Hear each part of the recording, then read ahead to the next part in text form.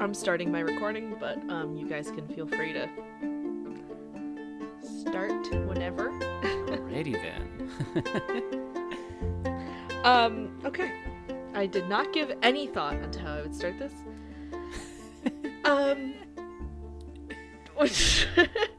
Good, bring up my old podcasting days. Hello and welcome to this retrospective episode of Bloom Brew. I am M.E. Taylor, the voice of Stacy and the creator, etc. And I am joined here by Ben, SV Poli. Hi. Say hi. And JB Brosovick? Brosovick, right? Brosovick, yes. I don't think I've said it out loud. Right? Yes. So weird. It's a beautiful name. It's just long. Yeah, well. Our Davy. JB is our Davy. Hello, welcome. Thank you so much for joining me, gentlemen. Yes. Thank you so much for having us. For you.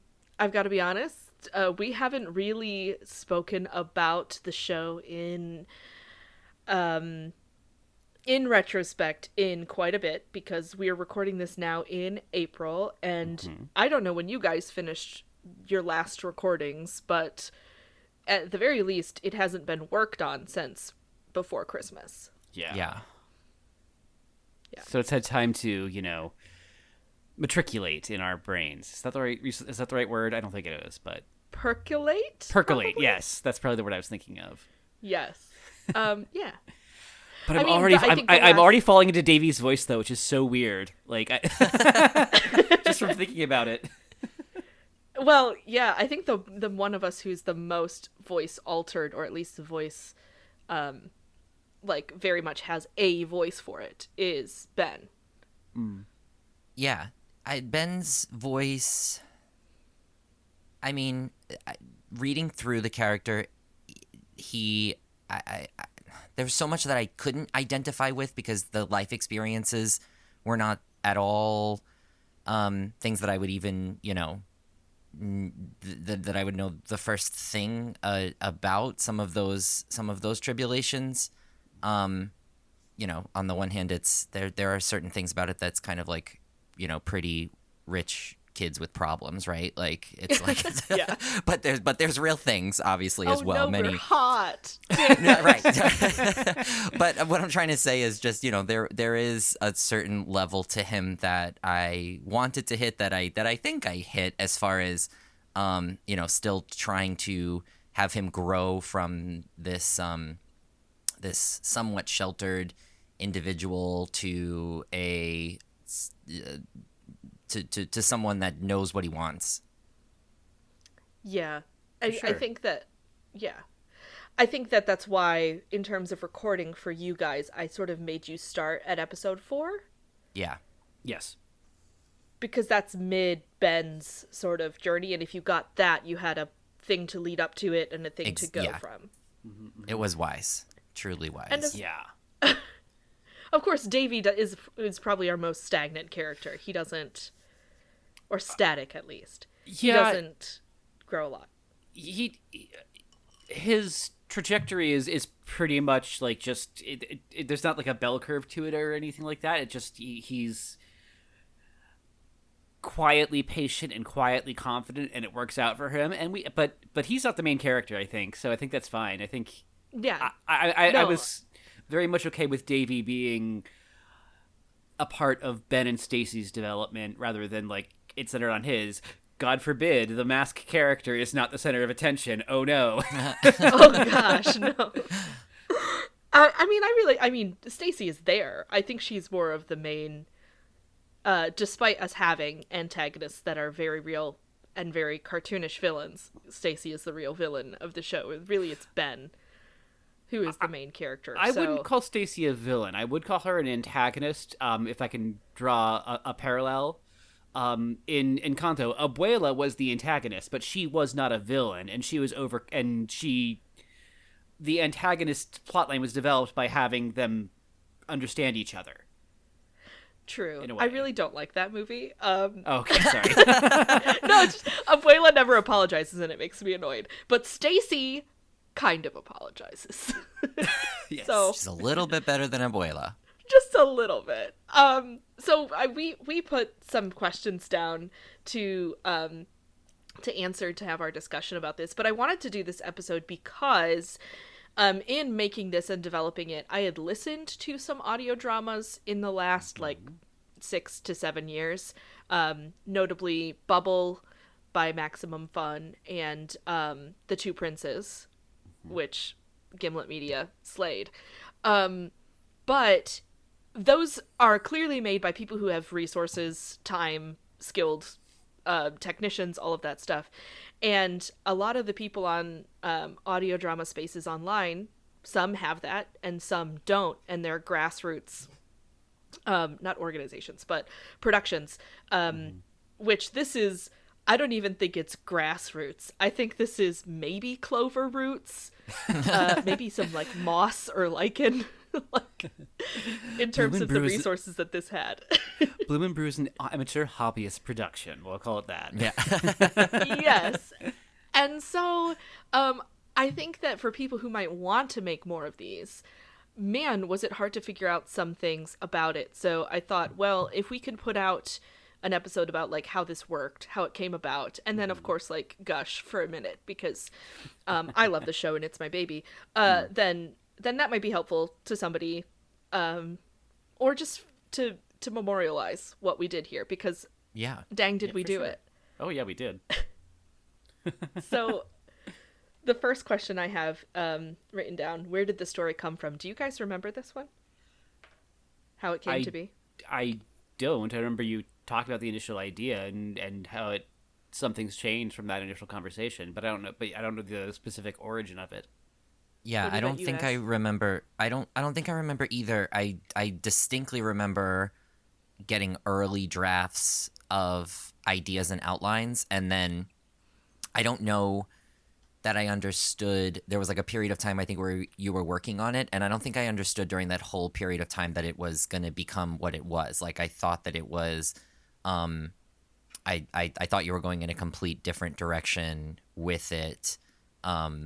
What did you think it was? And then was pleasantly surprised. Well, I thought it was something less savory. You thought it was How could we possibly do that with these characters?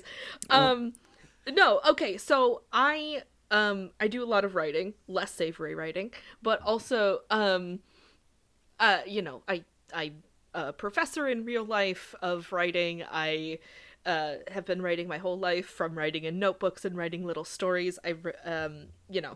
Being that frickin' nerd. But when Bloom Brew came about, it was actually the summer right after I met you, SV, digitally, and I was moving, and it wasn't a good situation that we were moving away from, myself and my family, and I listened to, at that time, The Two Princes, and it was great, and of course my gay romance mind was like, what if I could do this with everything? Which, possible, if you have enough money to throw out something, but of course I don't. And I'm also a huge fan of the Omegaverse, and have been reading Omegaverse novels, gosh, probably since 2015 or so, maybe a little bit earlier, and definitely stories before that, before I bought like Kindle Unlimited and stuff. And so I thought, hey, let's join the two worlds. And in my mind, being a person who primarily writes for gay communities, I know how annoyed, for better or for worse, gay men can get about the presence of women. And I was thinking about a conversation I had with you, JB, about the usefulness of female characters, and not to equate female with woman, but women characters in gay romance. Sure. And how would I write a sister or mother or whatever that made their presence worthwhile, and wasn't like a misogynistic trope, as some can really dig into. So I think the story, unfortunately, as much as I don't really love to admit it, came from Stacey. And I was moving, and I vividly remember sitting on a mattress on the floor while my, at that 2-year-old daughter at that time was taking a nap, and typing out, "Hey guys, I have this idea for this. It's this sister and this brother, and they're twins, and they're on the run from something, and one of them finds their fated mate." And so the story came from talking to you, both of you. Yeah. That's where it began. And I mean, Makes I guess sense. It just came from there. I wrote it in NaNoWriMo, but only in the first, 2 weeks of NaNoWriMo. As one does. Yeah, because sometimes you're like, oh, I have 3,000 words in me, and then the next day you have 0. Yeah. And then there was edits in, January of 2024, and then a big table read where we cast a bunch of our friends to do that, some of whom made it into the final cast. And I don't know if the story changed a whole lot from those early drafts. Do you guys remember any changes? I think you... Why am I remembering maybe something that did change from the table read to the final versions? Billions and millions changed. Oh, yeah, but I guess story. You're talking core story. Yeah, story wise. Yeah. No, I guess I the don't one think so. significant I guess one I remember. The title is changed. that- I know the title changed. Oh yeah. Oh god, because titles are horrible. Yeah, titles are Yeah, difficult. it used to be Egress to Bloom, which egress is an arch, an entryway or exit. Anyway, architecture nerdry. Which I don't know actually that much about architecture, but I grew up being dragged to Frank Lloyd Wright houses.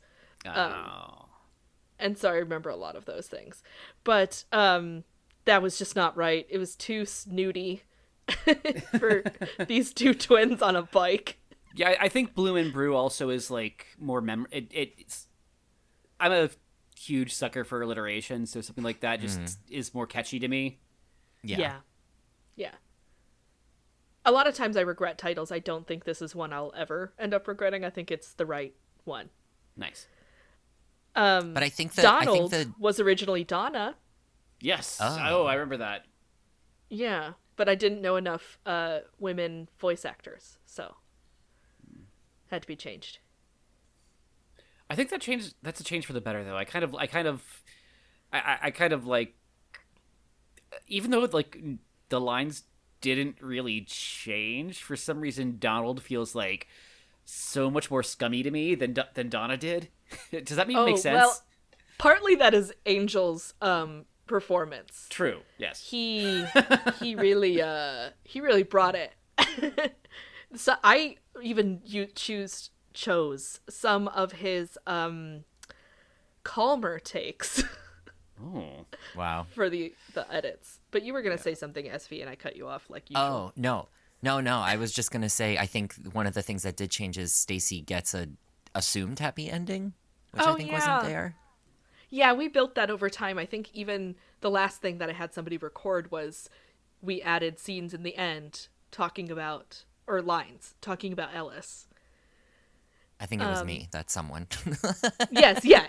No, obviously. But who else is she gonna talk to?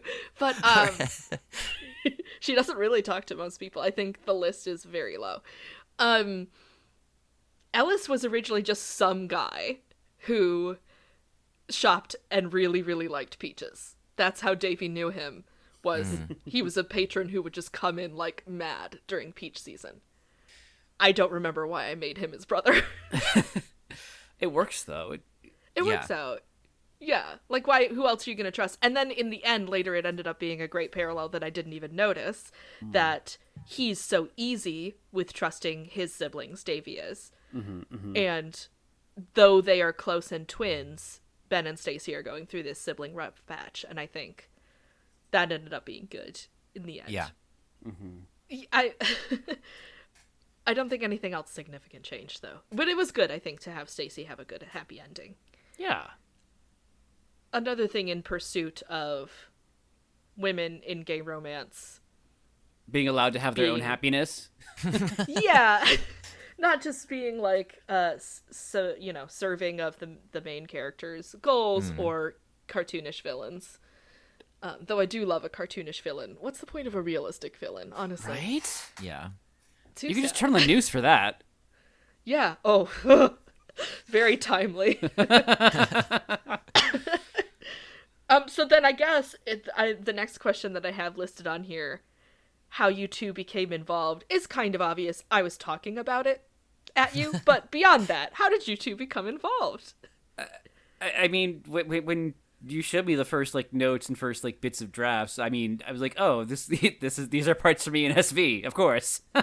Yeah. As so much of my writing is. I was like, am I happens. Ben? I think I'm already Ben, so it would be great if you would let me play Ben. Was kind of how I became involved. I do think that you claimed Ben, and then I was like, cool, and JB, you're Davey, and you were like, yes, thank you. Yeah, I kind of, I mean, maybe this is arrogance, but I assumed that from the beginning. I assumed that you were just writing these parts for the three of us specifically in mind. So the thing is that I never heard myself in Stacy, so it's wild that other people, which is comical in retrospect, but it's wild. I was gonna say. I know. Like, she had, like, what's that one line that Stacey has? Like, maybe I'm this and maybe I'm a bit of a bitch, but you know what? I'm like that was something that you would say.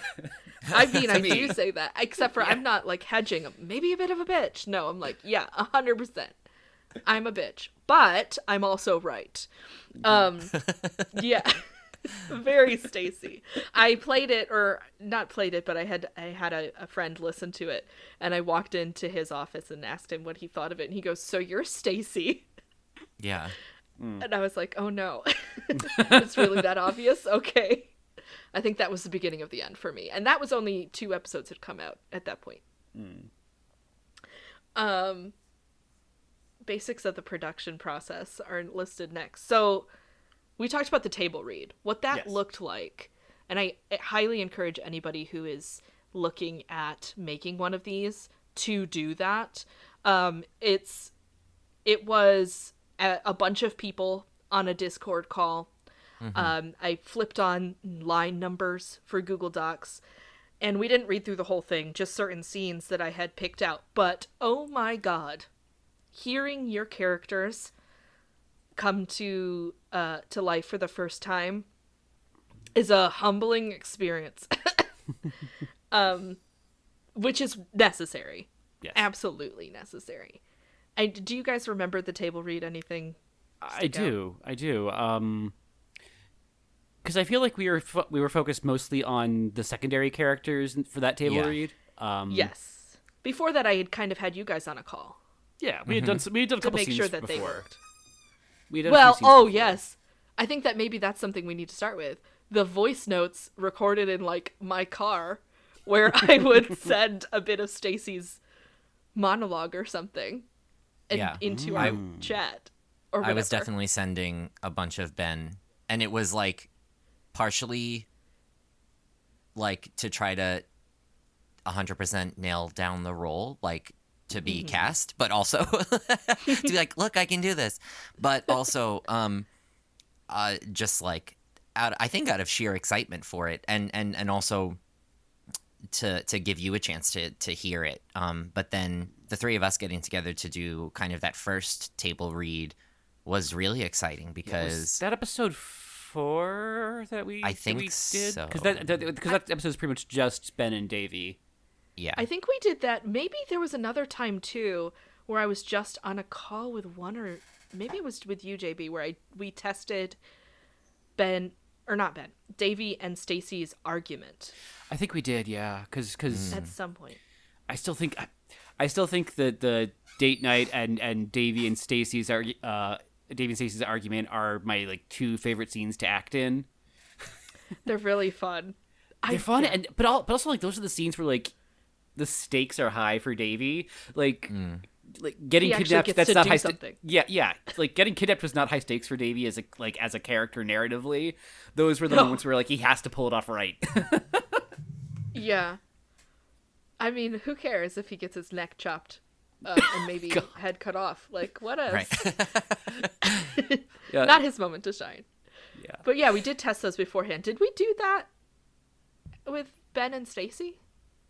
I don't know. I want to say I remember you doing something, but I can't remember if that's just like voice notes back and forth or if there was an actual. Been. Yeah. I know that I know that you clipped some together. Yes, like, I definitely had just was recorded editing some together on, those. Yeah, like I had just recorded them on my phone, and then you kind of spliced them together just to give a little bit of a taste of it. So we did at least that, which obviously contributes to how you'll later perform it in a way. But I don't know if on any of those Discord calls we actually. I feel like maybe we did at the larger table read with the rest of the cast. Maybe we did a scene just to kind of get people into it. I feel like maybe we did episode 1 for everybody, and then we did something. And then it was something with Ben and Stacy to kind of just get a feel for it. But there was never any concern that we wouldn't find them. I think that's because their banter and sibling banter is so easy to whip out for me. Not to be like, I did a perfect job, but more to say like, that's familiar. That's where the heart is. Right. And if it wasn't working, I wasn't writing it because that's what they needed to do. Yeah. Talk it out without talking it out. So I don't think that they were worried. And I was never worried. Obviously, you two have plenty of vocal chemistry. But more, I think the concern was that Davy would be too perfect. Yeah, I can see why that would be a concern. I was really... In some of his lines, like, he does come off like very like, oh, I just have everything right. I just know what to do. But I think the way I played it was a lot of that is him not necessarily masking insecurity, but not letting it bother him, I guess. Certainly pushing past it. Because I think that's why, I mean, there was always going to be some vague trauma in Davy's past. Mm-hmm. But adding significant enough trauma where it would be like, okay, him taking a chance on this and taking a lead means that he has off-screen done enough work to get here. Yeah. Hopefully that was implied. If not, then he's perfect. Oh, darn. I mean, he definitely has book boyfriend vibes to him, which I did not mind at all. Me Who neither. cares about giving alpha, growth? We need to focus on the Omega story arc. Right. Oh shit, now I'm like, okay, there are some betas, but they're not... Oh, I fell into that trap, I suppose. Off-screen betas. Oops. Betas don't do anything. Sorry about it. Betas are just useless. I'm assuming that the servants and stuff, like the driver, betas. Oh, God. Mr. Henley. Yes. Oh my God. Do you know how many takes I have of that? You shared us with a few of them because actually we do, because I think you just showed us a lot of Franklin tapes so Franklin is actually partnered with Albert Henley in real life, and him directing in the background. Yes, adorable. I remember that. So cute. Absolutely adorable. So cute. And it's funny because we know that that the person who plays Albert is like a very exacting kind of voice actor. And so it was no surprise at all, but to hear it done. Beautiful. Absolutely adorable. But that first table read. Yes, back to the actual question. Yeah, I had, so some people were in their right roles.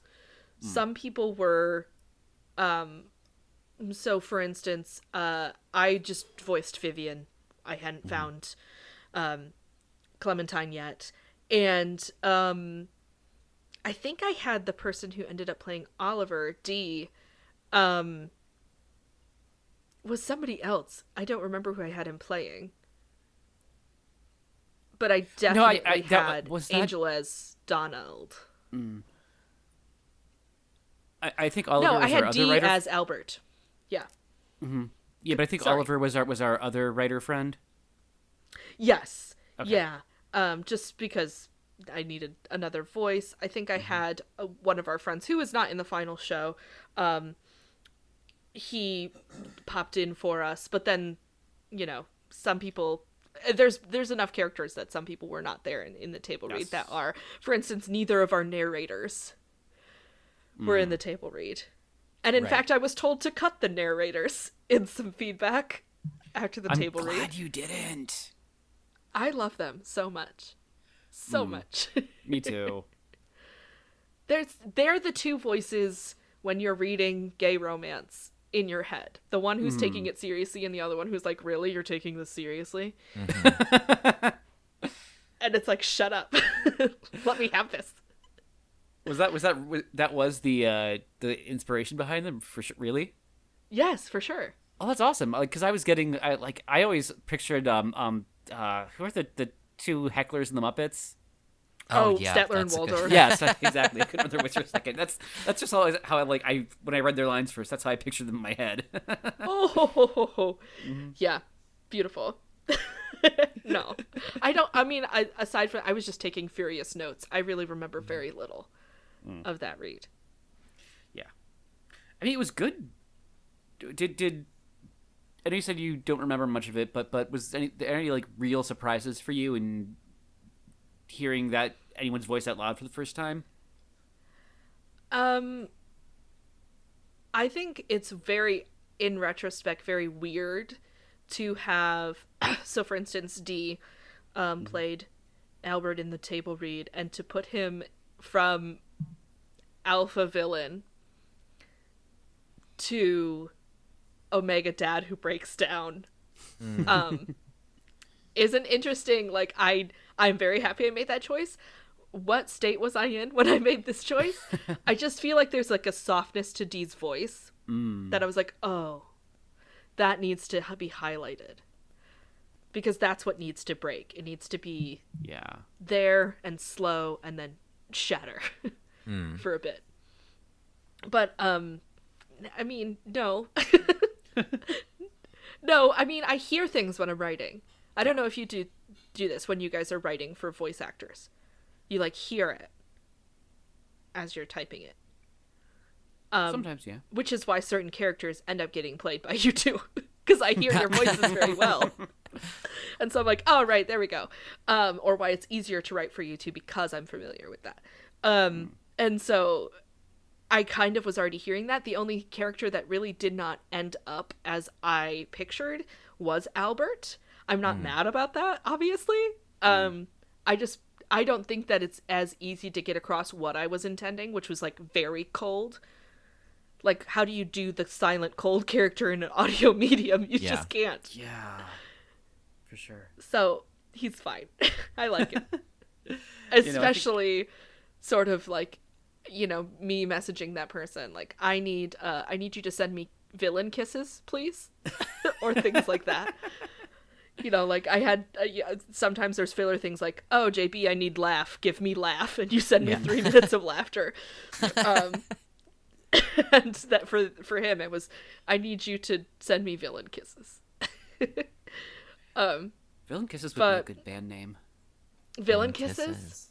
Yeah, that'd be a good band name. She likes cloth. That's a good band name. That's a deep cut for some of our younger listeners. We're old. Surprise. I don't know how old Stacy and Ben are. I mean, they're somewhere in their 20s. Yeah, I was thinking, do you know? I was thinking like 22, 23. Yeah. Well, they're 21 when they meet the Henleys at the ball. Oh, okay. And then they say that they dragged out the negotiations, and then they've been on the run for 2 years, so like 24, 25-ish was kind of what I thought. Okay, that makes more sense. Yeah. Davey's somewhere around his early 30s. Yeah, I thought like just barely 30 or like 32. Yeah. I mean, he runs a whole grocery store. You can say it how you normally say it. Grocery store. That was another thing. Is getting accents. Yeah, anything that changed significantly in the process was the pronunciation of the word grocery. There was a couple too. Horror. You say Oh, I horror? let out a couple horror, yeah, for sure. Yeah. And I don't think I went back and I don't think we replaced them. I think horror. Ben just there were some has like a... moderate takes or whatever, but it was Okay. like, okay, who's gonna notice that? Yeah. Because I did all the editing for this. You did. Everybody can give a round of applause because I learned editing for this. I hear the distant claps. I didn't want too many air pops. Somebody in the background just goes, "Woo!" Yeah. So The enemy girl ooh-ah noise. Oh, ooh-ah! I can't do it. Yeah. I attempted. That's yeah. But like, so I would have people send me, once I did the casting, which was like an semi-open call, like it wasn't like posted anywhere, but in voice acting communities in which we're involved, it was like, hey, if you want to be involved, I think all but maybe one or two people were able to become involved who responded to that open call. And I think the people that because of course I ran casting by you two, that we debated about most were where we would put who was going to be Ellis and who was going to be narrator 1 or Ridge. Right. Those two were the ones who would have swapped with each other. Yeah. And I think ultimately in the end, Ellis just ended up having the heart for it. And we love our narrator 1, our Ridge. He is also a little bit of a Chad, and that worked out. But it's interesting having that kind of like, endearing but still bro-y quality in your omnipresent narrator, right? Yes. Like it gave it even just that extra oomph of just, I don't know, really, really loving narrator 1, and I think loving the narrators in general. Narrator 2 is obviously hilarious and like Yes. a ball buster and whatever, right? But it's fun that it wound up working out that way. And I think that we had this exact conversation almost where it was like, have narrator 1 be that kind of, endearing Chad, to use that same term, but still and that allowed Ellis to become just a little bit softer. Yeah. Well, part of it too, and is like, okay, we did know at that point that Ellis and Stacy would end up together. It just wasn't as as defined. But who is Stacy gonna let some of those walls down for? And the softer, more playful side that Henry brought to Ellis really made it, I think, more believable. And then, of course, I like a more bro-y voice to be involved. That's not so, like, himbo end of bro in gay work, because I feel like there's such a spectrum and only the two ends tend to be represented widely. So getting some of the more in-between real people, imagine that, in work is nice. So having him be there but not being like the crazy mask for mask kind of Jim Bro voice, being still fun and playful in trying to do his job was, I think, really nice. Absolutely. Love them both. Great Oh, voices. for sure. So M, who ended up playing Albert, for years, I've been like, so if I make an audiobook, are you gonna narrate it? And he's like, yeah, sure. And so when I was like, how would you feel about being involved with an audio drama? And he's like, yeah, whatever you need me to do. Which is very kind. And so he was, when I said, would you mind playing the villain or whatever? And he was like, yes, absolutely, I'm good to go. Except add a British accent onto that. It was I think it was not more of like a, oh, I'm coming at this from a, oh, are you sure? Like, is this too much? It's like more, I am sad that the part is so small. I wish that I had more space to give to the Henleys because they are so hilarious. Yes. In my opinion. But he still rolled with it. And so that was the only other real casting thing I remember. I mean, also, like, it was pretty easy to put in, Caspian as Keith, fitting together the Price family to make it all seem like you were from the same place. Accent work did happen. Oh, okay. But other than that, like, it was pretty easy to cast. I'd say. I think I was terrified that nobody would want to do it. So it was cool that people were actually excited about the project, besides us who had been with it for months and months and months. Yes, and dreaming about, maybe writing our own Davy, Ben, and Stacy fanfiction in her head. Yeah.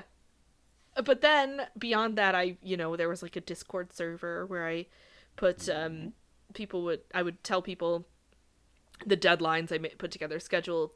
I wanted it to come out every 2 weeks. I ended up shifting that by 1 week so that the final episode would come out on Christmas.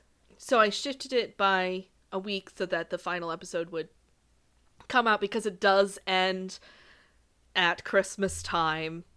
So obviously. And then you guys would just send me your files and away you went. But you guys recorded out of order by my request. Yes. So maybe you tell me about what production was like for you. I guess Don't all start talking at once. Yeah. I mean, really, like I had read like, all the scripts several times before, we even started recording. So like I had a pretty good idea already of like where Davy's voice sat for me and how I was going to attack, most of the scenes. I think once and recording the date episode first, that was definitely like it because that sort of like to me was Davy's defining moment was the I like you, Ben. I can't wait to love you. Like that line for me was that was Davy in a nutshell for me.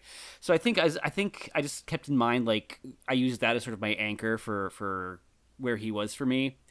And just sort of like anytime I sort of like wasn't sure how to attack a line, I just went back to that.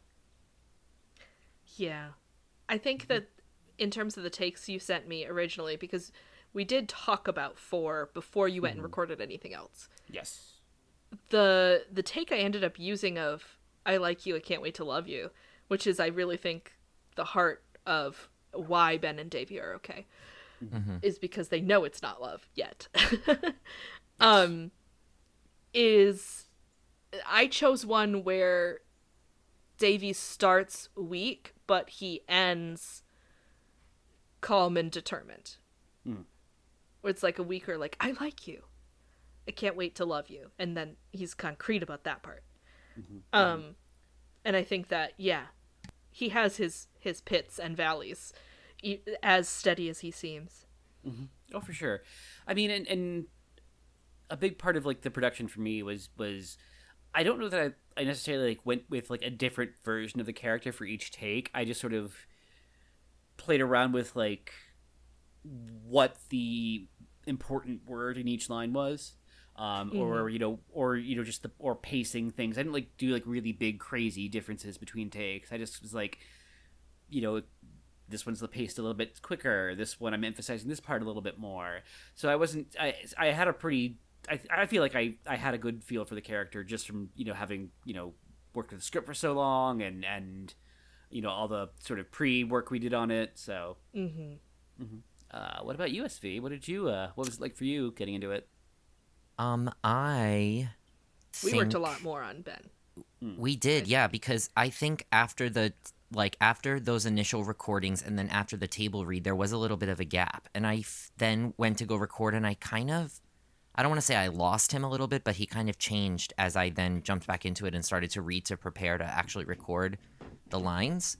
So we definitely had some conversations about, like, I think specifically, like, it was just reading a lot more vulnerable, where he's not vulnerable, but he's not vulnerable all the time. And he's not naive, but he's also he's definitely not naive all the time. Like, he, you know, they're on the run. Their senses are heightened. Their ability to watch out for themselves, you know, yes, like Stacy watches out for Ben a lot, but Ben is not totally useless, right? Ben turns out to have a lot more street smarts and protective self-preservation abilities than his sister either gives him credit for or his sister ever allowed him to explore, right? Yeah. So but I don't know, something about him was just reading very vulnerable, and I think it was just getting in my head about wanting him to have levels that then it was you know, he has to start meek so he can end strong. No, it can be a real ebb and flow the entire time. But that took a little bit of time to figure out where those spots of weakness, where those spots of naivete, where those spots of self-assuredness would make sense. So, you know, so that he wouldn't just have like a single gentle flow or gentle bell curve, so to speak, like that it would actually have, I don't know, more realistic presence. I think also that part of finding Ben was similar to the problem that, you know, women have in gay fiction, where omegas in Omegaverse fiction can be, I don't know, weak children. And so making sure that, like, he could have room to grow, but he didn't start as, I'm a little baby twink. Right, like, right. You know, like, he had to start somewhere where it made sense for him to be finding love. Yeah. You literally sent me one of the first, like, again, like, voice memo phone recordings that I did based off one of, you know, our earlier drafts. And you were like, do this. You remember you did this? Like, do this again. And I was like, oh, yeah, wait, I already did him that way. I just have to, you know, trust that that's who he is. Yeah. Yeah, it was, it wasn't that you didn't have Ben, but Ben was difficult for me to find too in the writing. And so it was all going to come off in how you played Ben. Because, being honest, his writing is the weakest of all the characters. And so, you know, making sure that came off correctly in the, not correctly, but paid off well, in the recording was crucial to making the whole thing work. So it was all on your shoulders. Thanks. Yeah. Thanks. No, his and some of it was much easier than other places, like where he's, you know, again, the sibling banter was always clear, I think, and some of the love scenes were, I'll say, somewhat clear, like where it should go or the tone, but there was just some other places where it was, you know, especially when Ben's talking to himself, which is like difficult in general, but even especially here, it was like, what, you know. But also, like, so a few times I would put together two Ben and Davy lines, and then I would just let it play, and you guys would just line up where your pauses had been naturally while recording. It was going right. And it was like, what is happening? That happened a few times with Davy and Ben, and I think it happened one time with Stacy in their big argument scene in the grocery store. I feel like there is a little bit maybe of a confession I could make that oh, well, yeah, you record JB listening recording. To us. I recorded, well, I can't say it was every episode, but at least episode 4, for example, I had JB's recording, and then wrote him afterward, and I was like, oh, thank you, because you just made my job 1,000 times easier. It was so good. The takes were so good, and there was a lot of options to. Mm-hmm. A lot of options given to play off of, and I was just like, oh my god, thank you so much. So yeah, that definitely helped, and makes sense then why, from an editing perspective, there was some alignment, because it was in that case it was acting off of an already great performance. But yes. But yeah. Yeah, I mean, I just makes you wonder, because we're pretty much all in the amateur space, voice acting wise. It just makes you wonder, like, because I know the professional voice acting industry, a lot of it has shifted to people, recording in home studios rather than, in, and they might have like a director on the voice call them as they're recording at most. But a lot of them are doing it the same way we do it, where they do their takes. Yeah. They send them in. Yeah. If they need a retake, they get that feedback. They do that later. But back in the day, I mean, this wasn't universal, but there were certain productions where voice actors would be in a studio together, and it just makes you wonder if anyone's like looked at like which was voice actors doing it by themselves with the director in real time, or doing it in a studio with multiple people together,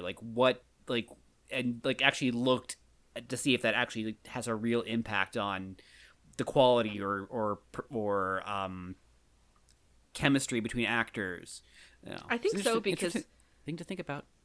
Well, I just feel like I listened to a lot of interviews with Richard Horvitz, and he's been in the voice acting game for so long. If you're not familiar, those of you listening, we're talking, what's his robot name in Power Rangers? I don't know, Invader Zim, Angry Beavers, that Richard Horvitz. Alpha 5. Alpha 5, yeah.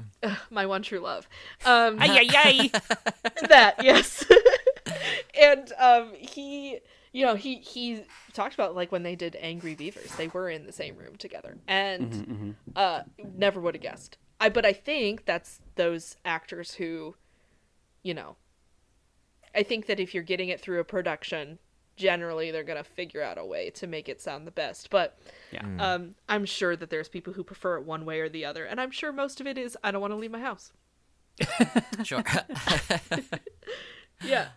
But I think also recording episode 4 might have been more of a detriment to Ben's ups and downs, because Davey is always entering this new. He knows his siblings, but everybody else is a new character to him.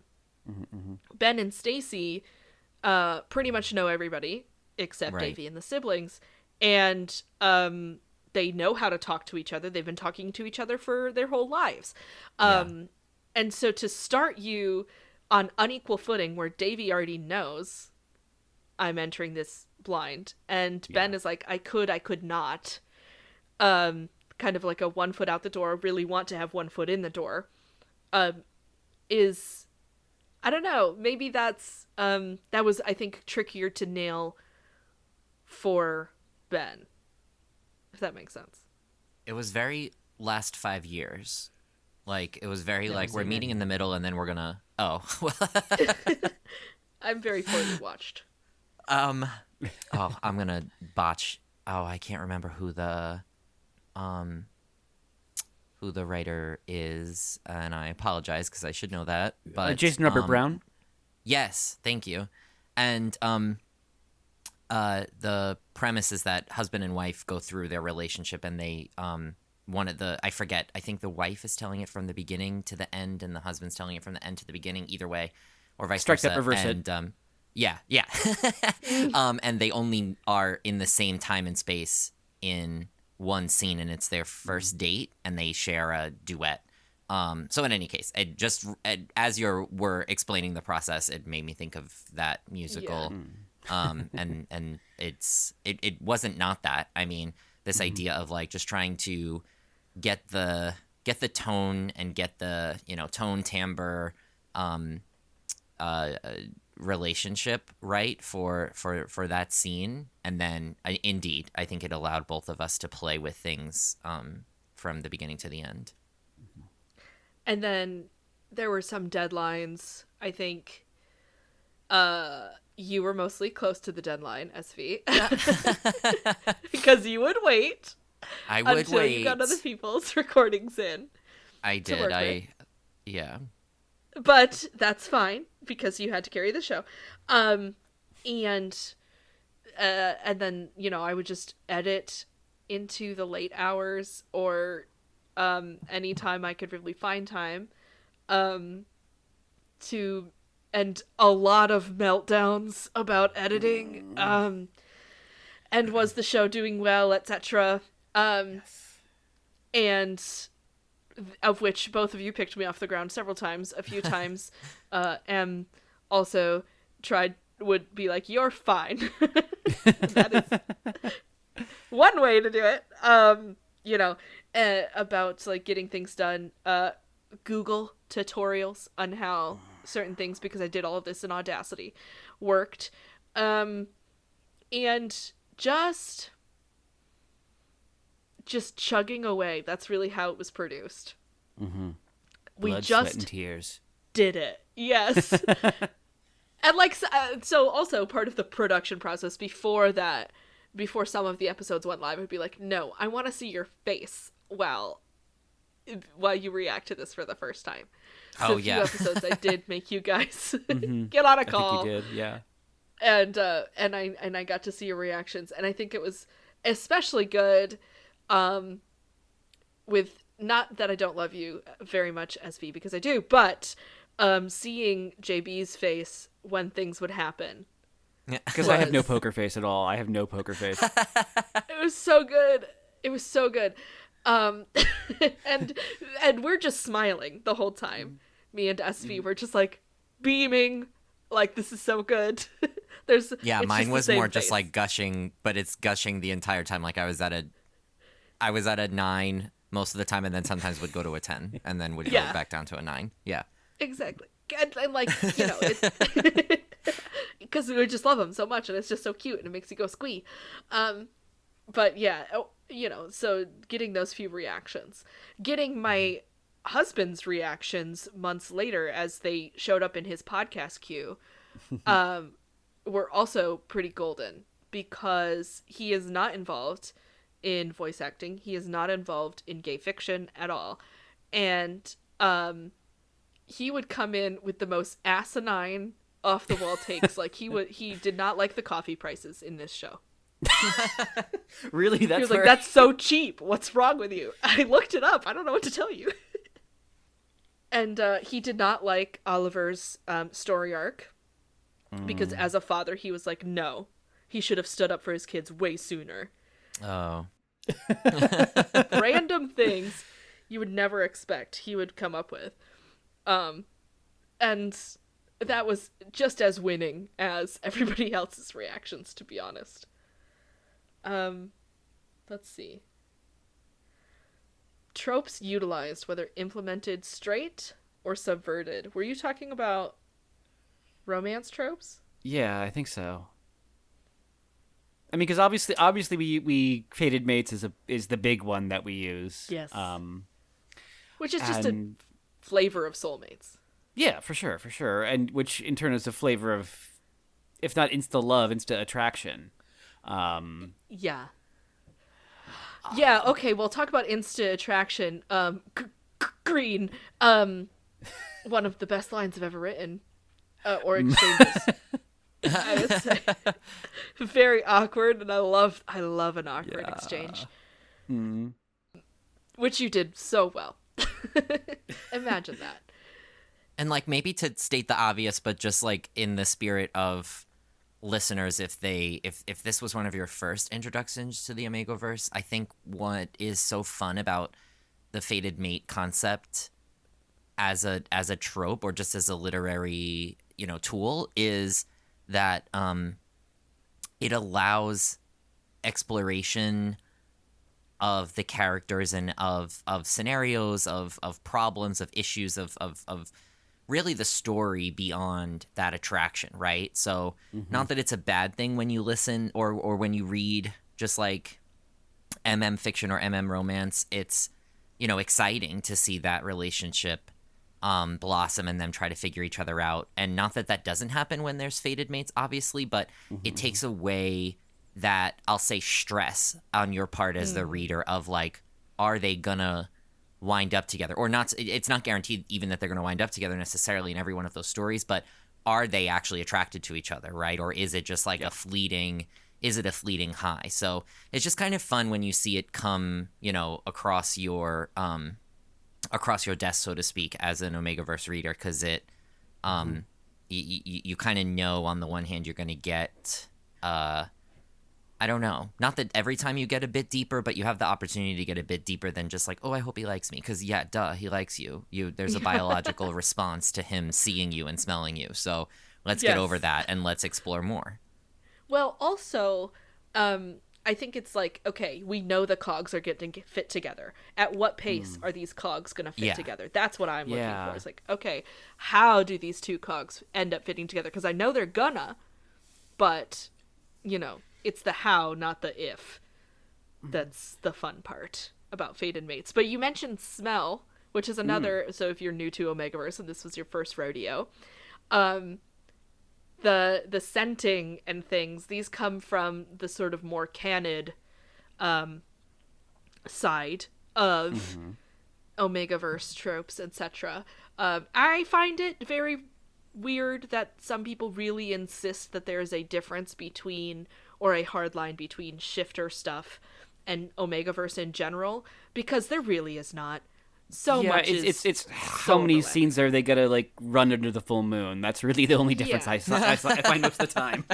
Yeah, do they turn into a full wolf? I don't know, but they have enough animalisticness going on because they are so biologically driven. Yeah, because Eastern and Asian Omegaverse is almost entirely non-shifter, and they do the pheromones up to 11. Oh my gosh, they're crazy. Yeah, they obsess over the pheromones in East Asia, and I say this in a good way. Like, the pheromones is like the number one thing they emphasize in most of the East Asian Omegaverse I've read. Which is so wild because pheromones are very much a new theory in the terms of like science scopes of biology. We're still not quite sure if they're actually real. If we're perceiving each other on that particular level. So the scale to which we've taken them, it's interesting. I think it's fun, but some people might get annoyed at it. But the scenting, people will ask, okay, well, are they just over here? Nobody sniffs in Bloom Brew. Yeah. There's not a single sniffing sound effect or cue. But the scents are mentioned, and of course, nose the alpha blindness. who gets the coffee. The alpha who gets the coffee from Ben does say, "You sure don't smell." He says, "You sure don't smell taken." Yeah, he added that claimed. though. I did not put that in there. Oh, I didn't know that. Yes, he did, and he was like, "I just added some flavor. I hope you like it." And I was like, "Yes, I do. Thank you." Yeah. Ori did a great job. It was great. And perfect cameo, really. So like the nose blindness thing, giving stakes to what could happen further, what could go wrong if they mated.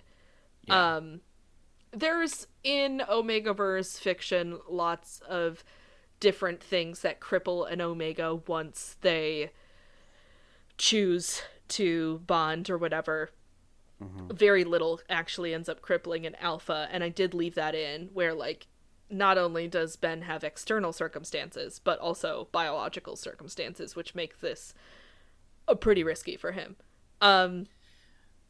But I don't think it's like a true subversion of any trope or whatever, the scent stuff being as low key as it is. Yeah, most of the Omegaverse tropes we played fairly straight. Yes. Well, not straight. Still gay. We followed the script.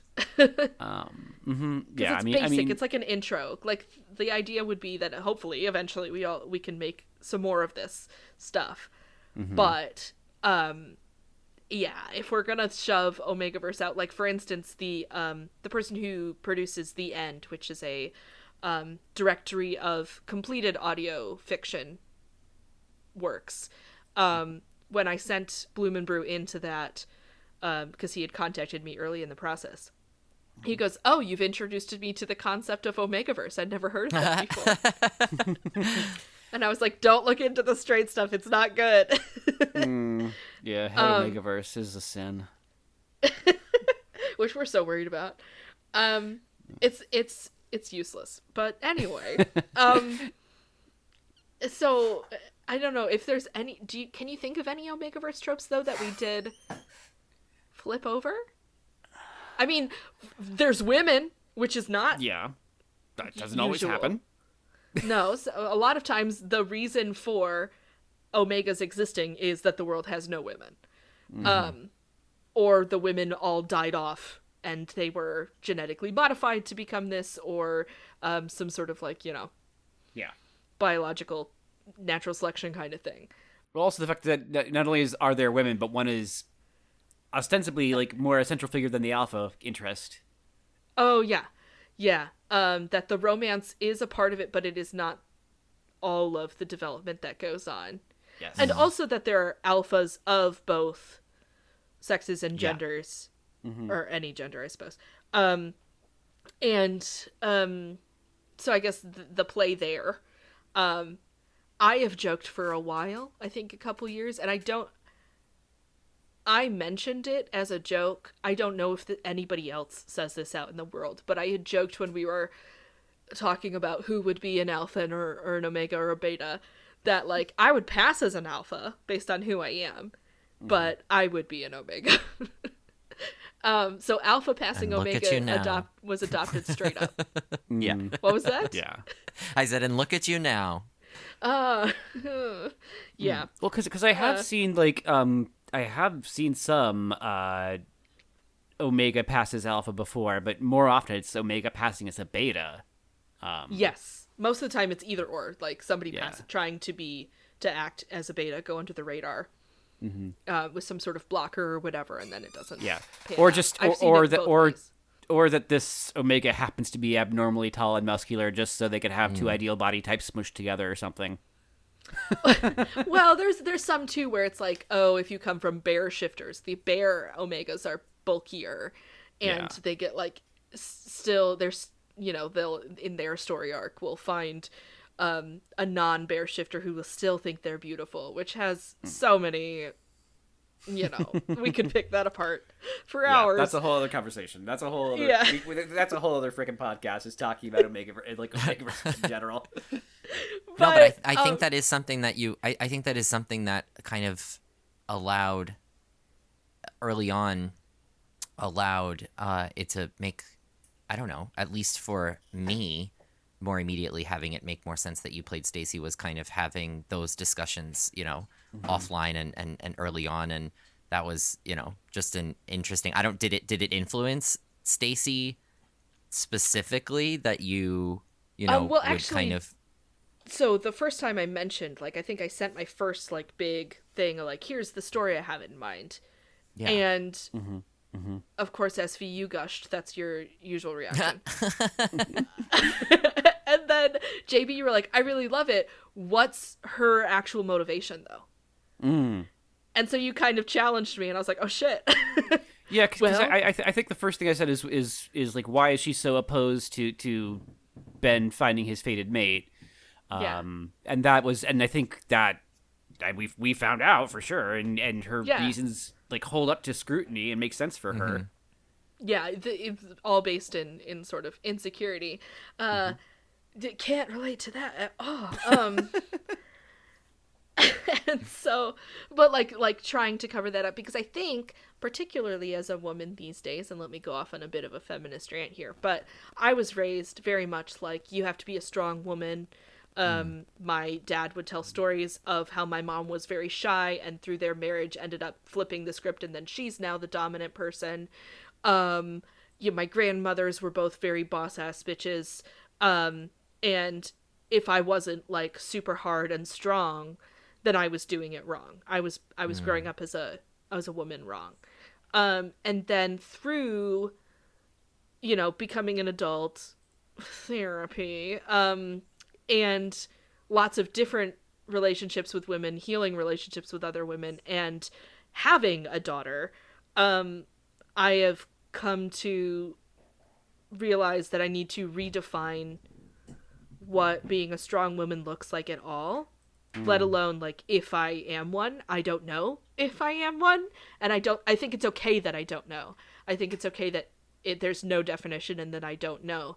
And so Stacy is at a different point in that journey. Mm-hmm. And we're not, like, if we were to like zoom out, we're not at the end of her story arc at all, whereas Ben is settled. And so she's from a part of understanding what it means to be, in this case, you know, both she mentions to Vivian, I was supposed to learn what it meant, like, to be a strong woman from you. Yeah. And also, you know, like, Omega-ness being another form of that gender expression, trying to figure that out. She's still learning that she can be not hard strong and still be strong. And that's something I just gave her some of my own explorations, I suppose, is what I'm saying. Feminist rant over. I don't even think that's necessary. I mean, but I think that's one of the opportunities that Omegaverse gives us, is we do get to explore, you know, what restrictions, you know, gender presentation has, and how gender identity through this additional layer. Because, you know, Stacy isn't just a woman; she's also an Omega. She's also an Omega who looks like an alpha to some people. So I mean, that's all like things that I think we can find ways to relate to, like, no matter like what your individual, you know, gender or your own gender journey is. Yeah. I think it's good that Ben never questioned his inherent value. Despite like the stuff that they faced because they were Omegas.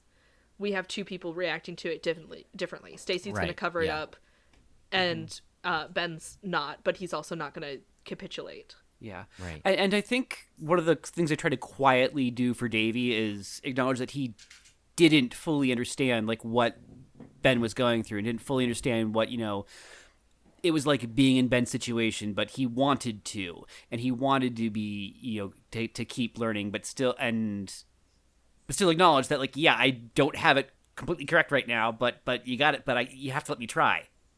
Yeah.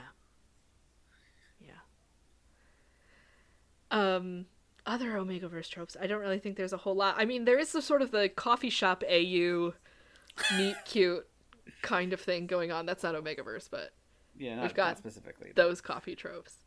Yeah. Well, I think the second gender expectations, right? I mean, we have the core reason that they're in the predicament that they are is that there are set expectations and there's set limitations on, you know, what value Omegas have ultimately in this universe, right? As far from a financial standpoint, or from a financial stability standpoint, although clearly every Omega that we encounter in this story exceeds that, like, or I guess, do we see them as exceptions to the rule, or do we see them as average Omegas in this universe? We don't really get a chance to explore that necessarily, but we could assume, just based off what we know. Dead. Well, Jimmy died. Jimmy. Right. Poor Jimmy. Well, that's right. Yeah. But Jimmy's name changed. Right, Jimmy's name changed. That was a big one. Jimmy was Joey in the first draft. Yes, that's true. Such a big change. Such a big difference. Yeah. Really added a lot of flavor. I forgot about that. Yeah, but so, like, no, they don't end up, like, bucking a whole lot of that, but I think part of it is that we did add, as you bring up, the financial layer. Yeah. Like, the very real, you know, a lot of romance will just be like, alphas are magically rich. Nobody's going to worry about money here. Yeah. We have an alpha with a still promising career. Like, he does come from generational wealth. Mm-hmm. It's not the generational wealth that Ben and Stacy come firmly from. middle class, probably. Right. Yeah. And because it's a small grocer in a big city, like that's not owning a giant grocery chain. No. Yeah. Right. And so, like he owns the building, like he, I guess in some cases is in real estate, but he's also, he's very open about like, I worked hard, but also, we didn't exchange a lot of money. My parents took extra groceries. Right. Yeah. So like we have a lot of privilege going on in this story. But money is still talked about because I think from if you're not from money, it's easy to be like, oh, people with money have zero problems, and not to excuse the rich because eat the rich, but that doesn't magically make humanity go away. I think that that ends up becoming a choice later on, depending on how you treat your money. And some characters, their humanity is gone. Here, Albert and Donald, money is very much either made them lose any humanity they had or made sure none, was bred in the first place. But Ben and Stacy, because they had all the money but none of the enjoyment of it, they, like it less so. So that, they had the privilege to and get educated. It's also a reason despite Oliver... that. It also is a reason Oliver can grow, I think, right? Like he's caught in between worlds. Vivian, who we haven't, unfortunately, I think just the way the conversation has gone, we haven't spent enough time gushing over. Oh my God, Clementine. Over Clementine, yeah. She did so good. Yeah. I would just kind of melt when I edited her lines. They are so. She really turned up the German. She is German, obviously. She and Dee are both German, but they really turned it up for the character. And she is just a delicious villain, almost, I guess, antagonist. Vivian is. I think the reason her name is Vivian because I had originally written for fuck's sake Vivian. It ended up being for fuck's sake Oliver. But, I heard in my head for fuck's sake Vivian. Yeah. And then it just kind of went from there. But she could grow, and it's hinted that she will eventually. Right. I think she needs to not only like overcome her sense of like money privilege, but also her sense of alpha privilege. Yes. Well, she's clearly insecure about, she lost a bunch of money, and very much still trying. I mean, she says we can still save face. She her sense of worth is very much tied to being respected socially. It feels like. Yeah. Yes. Socioeconomically overall, yeah. Because it's not like I don't think she cares how the Henleys treat her or like her. It's more, how that will impact them on the monetary scale. Yeah. But I think it's a great exploration of the trope because not only is she a female alpha, and approaches the situation from that place of deep privilege, right? Because she's the one that comes from money, not Oliver. Well, they both, but she's more so, right? That's what they say. So the it's an interesting exploration of the trope because in other Omegaverse stories, you'll see, whether it's royalty that the Omega has to carry heirs because they have to carry on the dynasty or the lineage or the house, or what have right? you. The lineage, yeah. So or if it's not that, then it is indeed financial reasons, right? That it's only alphas can inherit, so they have to carry a certain number of live births until they have an alpha or whatever. So here we get a taste of that, and it's fun that you see it so often in Omegaverse writing, and then in this story, it's the crux of it's the crux of why we have a story to tell, right? They're fleeing that. They're fleeing that idea. Yeah. Yeah. I think the best part, in terms of like from a funny side about their family is just how how alike Vivian and Stacy actually are. The difference is that Stacy swears. Yeah. I think there's just a couple more differences, but that's the big one. Well, yeah, the thing is that she's like very much trying to protect her brother from her mother, and because her father is a non-starter, it doesn't really matter. But in doing so, it's like their personalities butt heads because they are both that headstrong. That, and so much is mirrored between those two, and we were fortunate to have Clementine be able to play off of Stacy in that, and I cried a lot in recording that scene where they sort of shout at each other. I cried a lot also recording the scene where Ben and Stacy fight, and I kept having to be like, stop it. You need to start this line over and you're not crying. But because it felt real, fighting almost against yourself when you're fighting against somebody who you were trying desperately not to be like. And then I guess I liked, in terms of the fated mates trope too, how it was there's the instant attraction, but it's not uncontrollable. We didn't play with heats and consent. We really stuck to, like, I mean, for instance, again with Stacy and Ellis, they're going at least a year before they do anything. Right. And Ben doesn't take that long, but in terms of Omegaverse, he takes an age to listen to Davy. So, the fated mates being important, but also like, not everybody's going to act on it. Like, that was, I guess, a subversion of the trope. Yeah, that was that was such a fun thing to be able to play with in episodes 2, 3, and 4, especially 2. And I guess somewhat 5, and I guess somewhat the whole series, whatever. But the point being that, it was kind of fun to play with this idea of, like, I wanted Ben to sound like he kind of had made up his mind, right? Like he knew what his heart was telling him for sure. There was no question. But this idea that it doesn't have to be that way, right? It still has to work on more than just that connection level was what I was trying to achieve with him, I think, the entire time. And that was, again, it was fun. Well, thank you.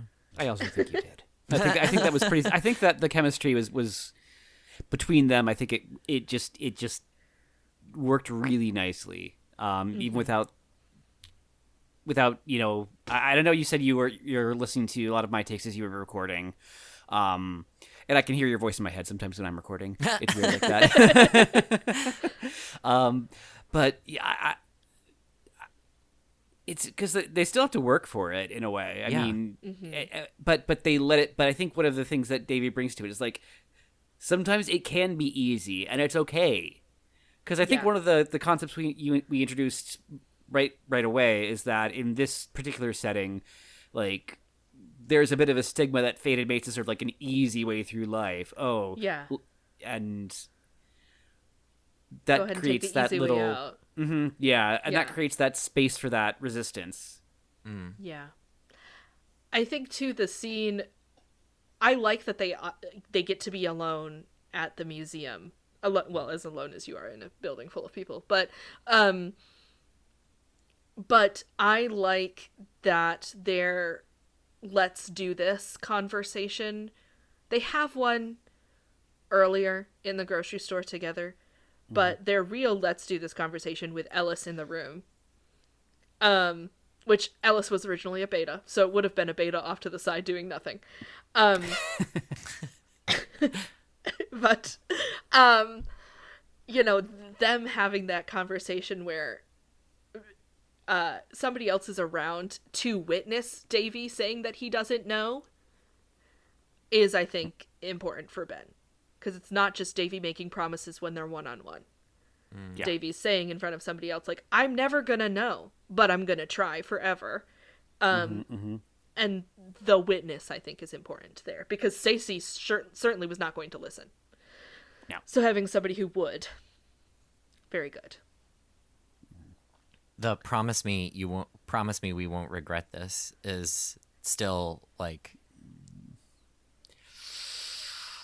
ugh. Yeah. Feels.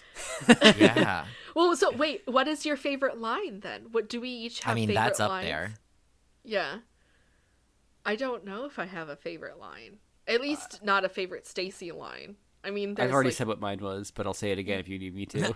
Yeah, I am always down to hear it. Yeah. I like you, Ben. I can't wait to love you.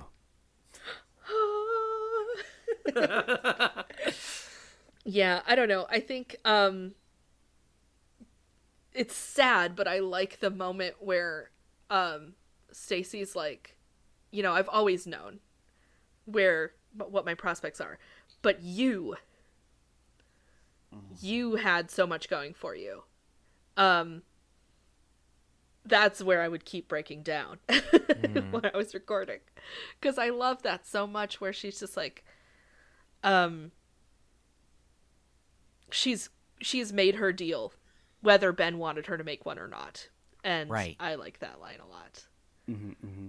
And that's painful to hear and play off of, in all honesty, because it's like, I felt so strongly that Ben didn't ask for that, right? No, There's so he much didn't. that Ben is grateful for, but he didn't ask for, and that, like, that's up there with painful emotions to have to convey to someone that you love so much, that, like, I didn't ask you to do that, and they're not mutually exclusive. I can appreciate that you did that, and I cannot spit it back in your face, or at least not the way that the way that Ben's reacting, or the way that Ben is acting in this situation, and the decisions that he's making, is not to spit it back in his sister's face. But he can't help it if that's how she's gonna take it, and he can't help it if she's made her such a not her whole identity, but a huge piece of her identity, her brother and their connection.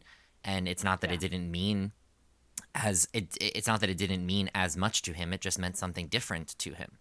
Yeah. And I think you did a great job of being, like, delicately handling that and not letting him dip down into like a weak tone. No one told you so. Yeah. Or weak, right? Either mean or weak, right? Because it could go either way. Yeah, no. He handled her in a way that she didn't deserve in that moment necessarily to be handled, because he loves her. Right. And so that was, that's good. Do you have a favorite Ben line? I mean, again, the scene in the lawyer is the scene in the lawyer's office is powerful, because it's, he's finally doing it, so to speak, right? Like, there's no going back now. Their backs are against the wall. They're slowly being backed into the corner, or very quickly being backed into the corner. So that line is pretty powerful and is pretty far up there. But I also get my lovely and beautifully written rant in episode 8. And so lines lines from that are also extremely powerful and up there as my favorite, if not definitely my favorite. I think just the ability to let loose in front of now what's like every single important person in his life, right? Yeah. Was a lot of fun, not only to do, but it's a lot of fun to listen back to for me also, just to be like, this, I'm gonna let you have it. And I do. Yes. I think that scene that's where what I bring up with Oliver when I discussed it with my husband, where Oliver can't stand up for his sibling, or not his siblings, his children, because then Ben doesn't have that moment. If he stands up before then, Ben doesn't get to let everybody very clearly know that he will decide what's going to happen in his life. Yeah. Once and for all. So, like, Yeah. I think that's a good scene. Davey doesn't get to decide for me. No one, not fate, doesn't get to decide for me. This is, these are this is decisions me. I'm making. Yeah. We love that for him. We do. And we love that he got into architecture school and all of that. And that he's going to be a papa. Yeah. A Potter. Hot tier. Very, very fitting for the German. And I unfortunately never got the time to fit any Stacy swearing in German in. Yeah. Which is such a bummer.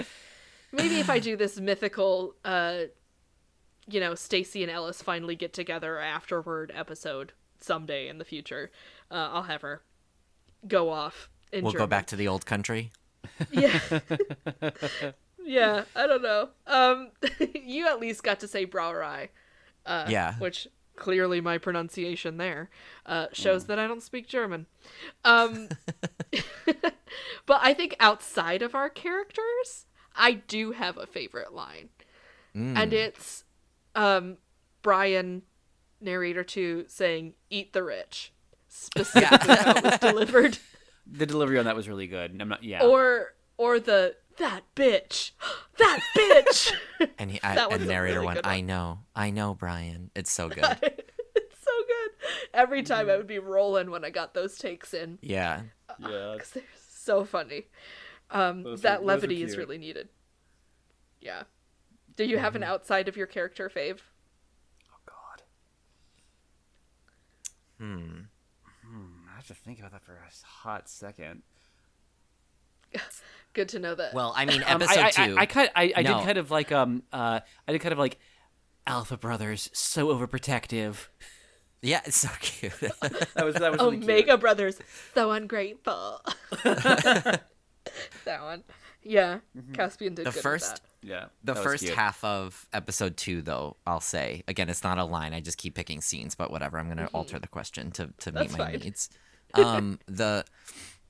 The entire opening of episode 2, between the 4 of them, well, 5 of them, obviously, including our friend Franklin.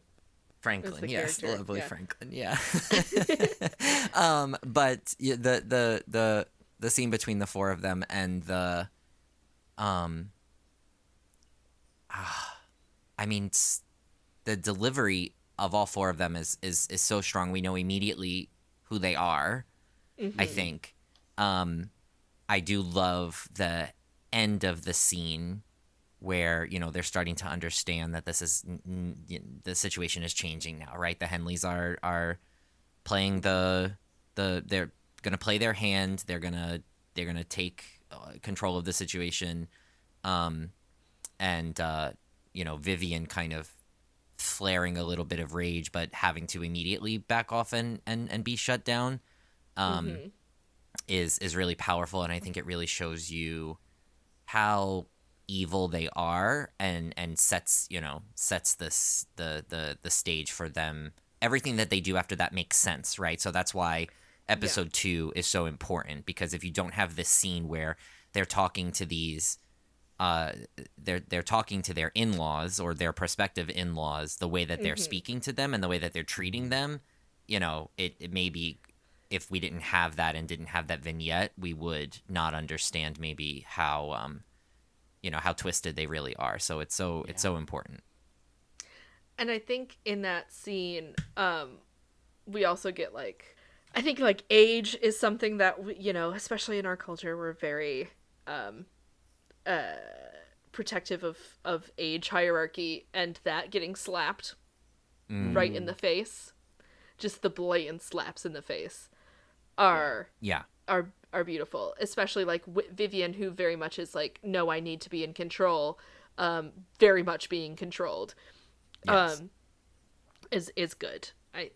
I like that scene, but I wrote it, so I should like it. Yeah. We've got a question written down here: where Omegaverse is in the larger scope of fiction at present, and how we feel Bloom Brew fits in that. And I think that we could very blanketly say we're not gonna toy with where straight Omegaverse is. We could just ignore that. Yeah. I do. And I think it's so small, but I think that it's so much bigger in queer spaces because of what you've mentioned earlier, JB, about the gender exploration and the freedom that it allows for further exploration. Yeah. Obviously prized in the queer community, whereas straight Omegaverse kind of exists to sort of, solidify existing roles. Misogyny with extra steps. Yes.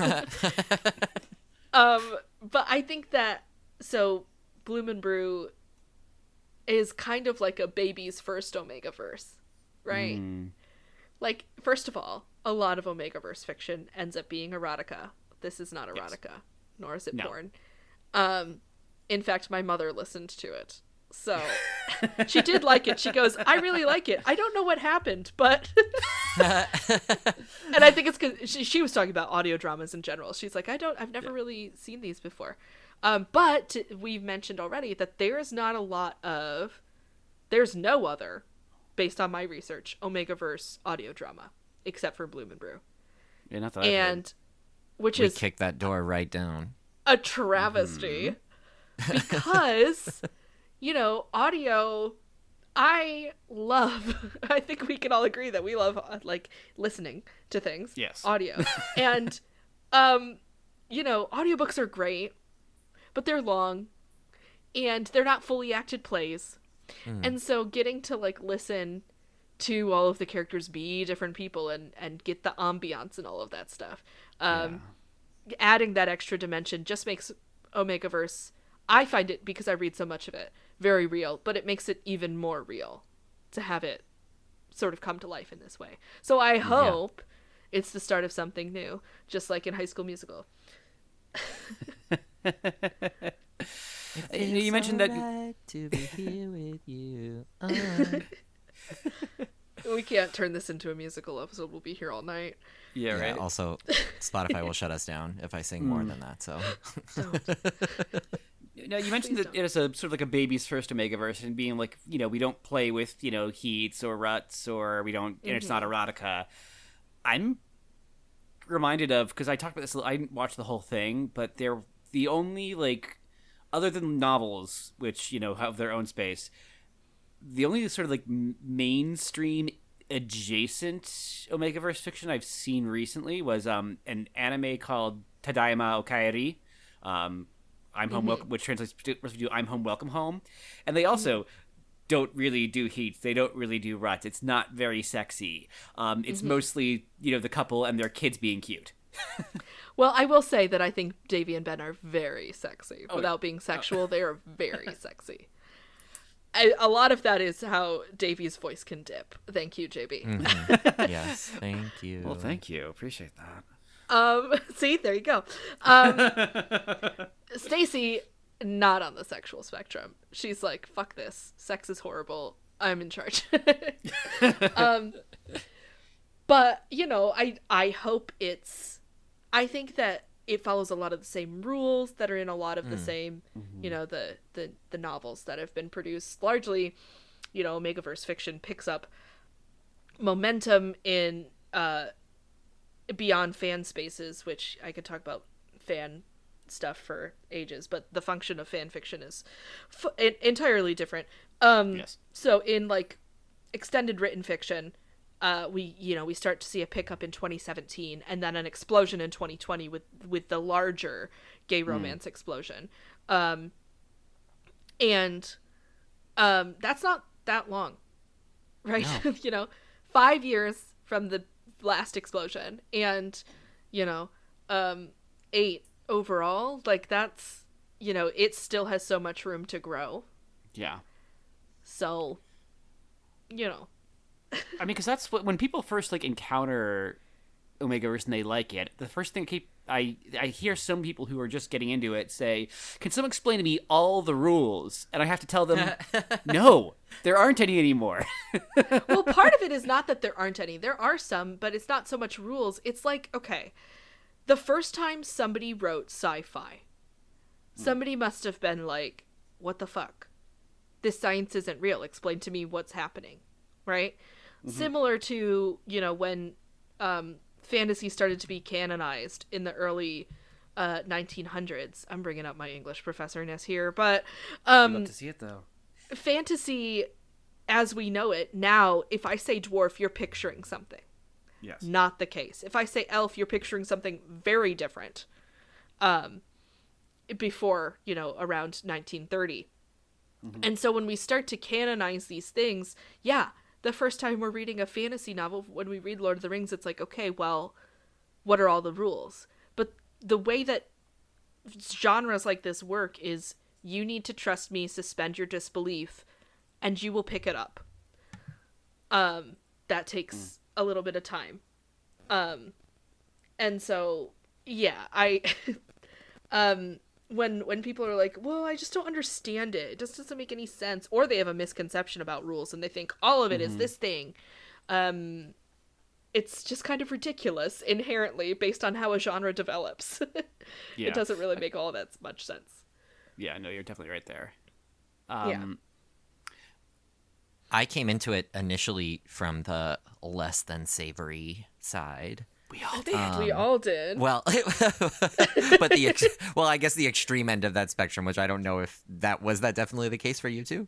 I think the first Omegaverse thing I would have read would have been Yogg's Cast fan fiction.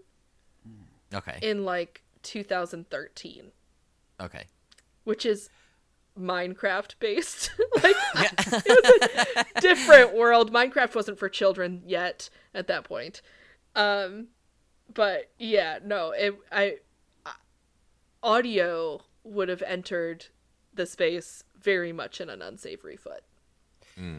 I generally, yes, my first exposures to Omegaverse was unsavory or at least highly sexual.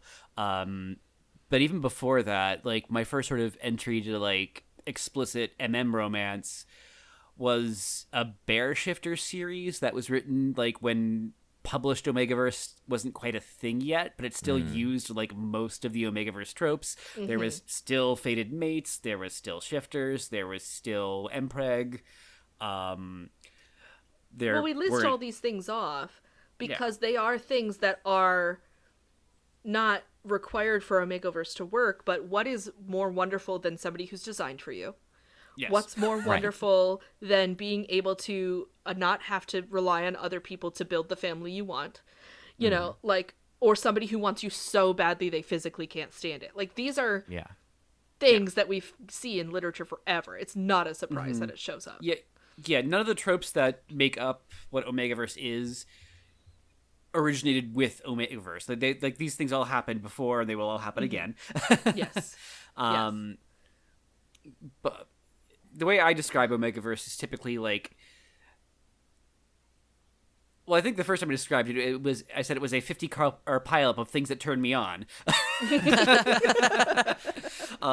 But it's a collection of concepts and tropes that are standardized enough so that someone who is familiar with it will know what to expect just from a story being defined as Omegaverse, and still having enough sort of space to play around in that no two settings are going to be exactly the same. Yeah. Yeah. But I think we cut you off in terms of SV, where we entered the Omegaverse world. No, I was just going to say it's bringing back memories of entering, via like audio porn and like just Googling like what is this? Like, I know this is hot. I don't know why, first of all. And then second of all, like finding like old, some of them were, old in the grand scheme of things, not that old, but like, as you're saying, like it was clear they were published in like 2015, 2016, 2017. Just blogs and like, I gotta go back and see if I can find those original websites that I landed on where it was like, oh, this is kind of explaining it to me, but I still have some questions, so I'm gonna just keep listening and see if they answered themselves or whatever. I don't know. I do often find that, like with any genre, Omegaverse has sort of entered the phase where people start doing it in a weird, like a hurtful way, and obviously this is something that happens in straight Omegaverse pretty quickly, but where once something gets enough coverage, people start doing it in a manner which is super unhealthy and not good or nor okay.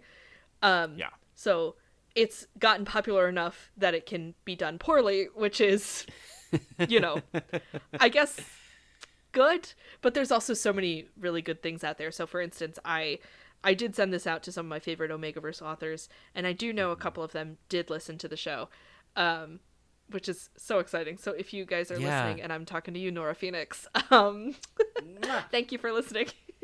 Yes. Yeah. Because I would love to, even if it was just like an adaptation of an existing novel. Like, can you imagine Leda Blake's Heat of Love series? If she's listening, know that you have big fans here. Big fans. Both of you, but a live action Heat of Love would probably destroy me. Yeah, I don't think I could handle it. Well, so here's the thing: is I think that this can never make its way into film. It's going to be horrific if it's in films. Yeah. Well, we can't even get a good gay rom-com without it totally sucking, right? Like, just objectively. So, yeah. So let's keep it where it's good, and then when we figure that out. Right. Yeah. Like, how would you even do a nodding scene in live action? Never mind. I don't want to know. Oh no! But also even just like the AI generated mpreg gifs. Oh, it all looks so bad. It's horrible. And part of it is that there's the flat on top and then like the massive 3 basketball stomach. Which is just, as a person who's prior been pregnant, sure I felt that way, but I'm pretty sure I did not look like that. But actually good mpreg art doesn't look like that. No, it doesn't. But that's what's out there. That's what they're finding. So, and I hope that, I guess ultimately the underscore is that this is a step in the right direction for what Omegaverse can do and be. I don't think that the story works if it's not Omegaverse. Like, absolutely not. So, it is very much a Omegaverse work, not a work that just happens to be Omegaverse. So what did you bring from yourself to your respective character, and what did you learn from that character? We've each hit on this a little bit, but it'll be fun to keep exploring it. But I'm happy to go first. Please do. Please. I am such a sucker. First series. Sorry. Well, right, yeah. I'm such a sucker for the. I'm such a sucker for the romance. I'm such a sucker for the fated mates concept. And it really resonates with me both as just a consumer, but also on a personal level. So it, I love to explore it in my own writing. I love to play other characters that get to go through it and get to experience the joys. So that was exciting, I think, in this case, to not have it be only joy, right? There really are going to be some tribulations that are introduced by what is, at its core, a good thing, one of the best things that could hypothetically happen to anybody. But while Ben gets to enjoy it, he has to tackle and deal with the reality of like what that actually means. And so I think that, I think I'm maybe doing more of a exposition on how I approach him as opposed to like what I brought to him. But I like to think that I brought that joy of just like, oh, I would love if that happened in my real life. What a thrill, what an exciting thing, what a weight, so to speak, to have it lifted off your shoulders, that there's something out there telling you that this is right, instead of having to put the work in and figure it out for yourself. So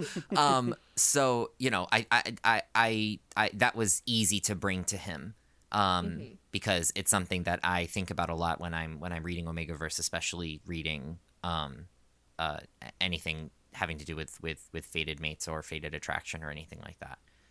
I think also I don't have as much of Ben in me as far as not feeling heard, which is a privilege that I recognize and just is part of my personality. So I do think that it, not having gone through life that way, not having gone through those experiences, almost, if this makes sense, I was able to draw on that feeling of like, I am the polar opposite of him in that way. Yeah. I have not felt some of these things that he is. I've not felt taken advantage of by family in this way. I've not felt objectified by family. I've not felt, so it almost allowed me, as I kind of listed all of the ways that we're different. I like to think that it allowed me to prepare to be someone or act as someone that had actually gone through that. And so I did spend some time reflecting on just like, wow, there are, again, he's privileged, right? He comes from financial privilege. But with that, there was very few happy memories that he has from that. So, that was another thing that I'm not similar to him in that case. I don't come from money. I don't come from generational wealth. And I think when you don't come from that, you have this concept of like that life would be easier. And for Ben, it wasn't, clearly. And so, there's a couple of things like that even if I couldn't draw from myself, the time spent reflecting to say that was, we're different in that way, and it's really important that I recognize that we're different, because then I can hopefully play Ben. Yeah, I feel like Ben, I can very much see that where you're like, I've always been hurt, because you're a very assertive person, and I love that. It's not like a mean assertion. It's very confident and for the best of all of those around you. Thank you.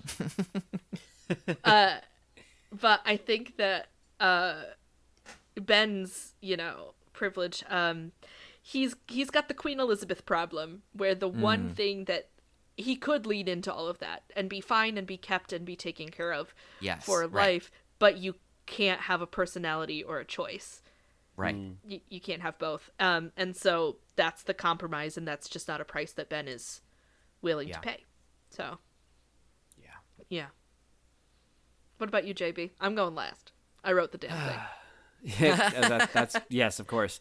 Well, I think the one thing that, if I can answer the question backwards, the one thing that Davey has that I wish I had is this sort of like quiet confidence, because Davey like doesn't have to be loud to be heard. He doesn't have to, be threatening or imposing. He doesn't have to, like, he's so sure of himself in ways that like even when he is insecure, like he finds that place where like, no, I know this isn't the right thing, and as long as I keep doing what I think is right, like I'll eventually get it all figured out. And that's something that I really admire about him, that I wish I had a little bit more of in my own self.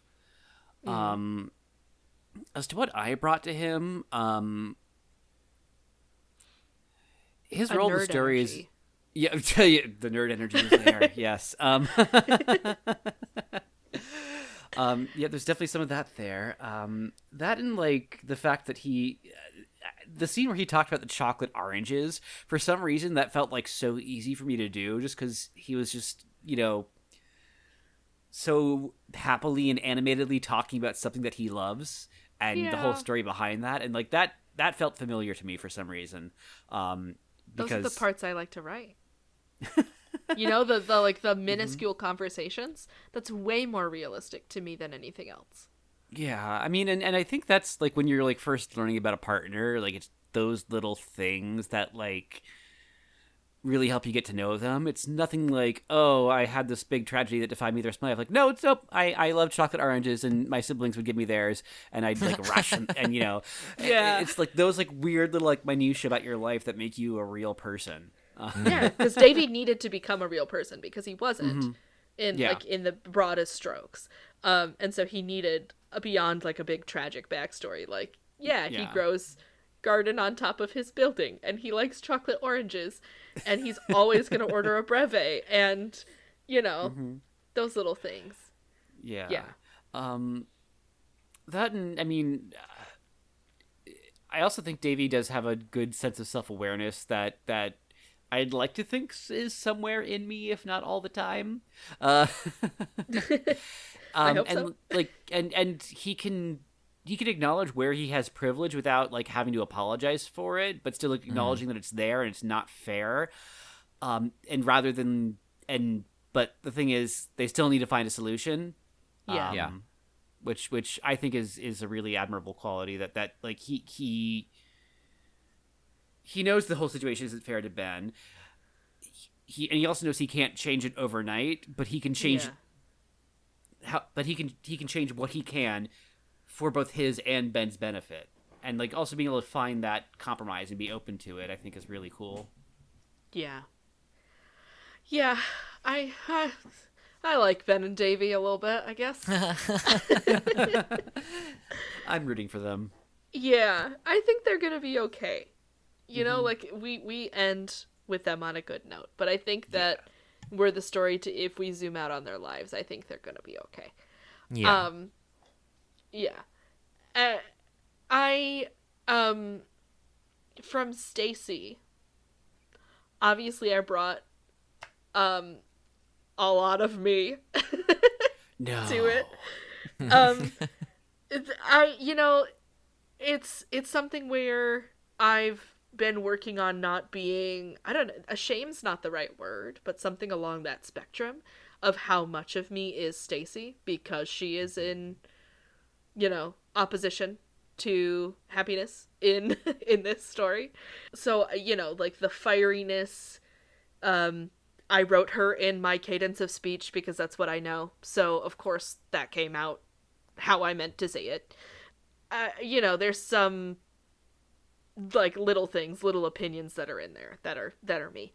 The parts of Stacy that taught me things were the moments of her that would like make me tear up or make me cry or whatever. It's not like that's exactly what I've been through. I have wonderful parents. I would never, feel explode on them the way that she needs to explode on hers. And like, I'm the youngest of several children, so I don't have a twin relationship to talk about. Siblinghood is not like for me what it is for her. But I feel like, I don't know, like her noticing that she's been so strong and it's not working, even having let go of all the things that I have in my life, is still very much something that I have to actively work on. And so Stacy didn't teach me that it's necessary or whatever, but it reminded me, or reminds me every time I listen to, that like it's okay to not be in charge and protecting everybody. See, I'm getting emotional about it right now. It's it's okay to not be protecting everybody all the time. Like, you can protect yourself for a minute, and that doesn't have to be shutting off. It's okay to have moments where you're not okay, etc. So she reminds me of that, I suppose. It's hard to like, she is not me very much. So, but she also is, so it's hard to pick apart the two. Yeah. So I guess, but my last question is what did I don't know how to phrase it. What did you think? What are you happy about, like, having done this? Like, what's your sort of epilogue to Bloom Brew as an actor or whatever? Well, I'm going to be continuing acting in the very niche space where we met, which I don't know if we're talking about outright here, so I'll just keep it brief. Yeah. I think we were. Well, we're all going to continue voice acting, I assume. Yes. I'm clearly going to continue writing. We all do write as well. Yes, we're going to keep reading Omegaverse and gushing over it. Yes.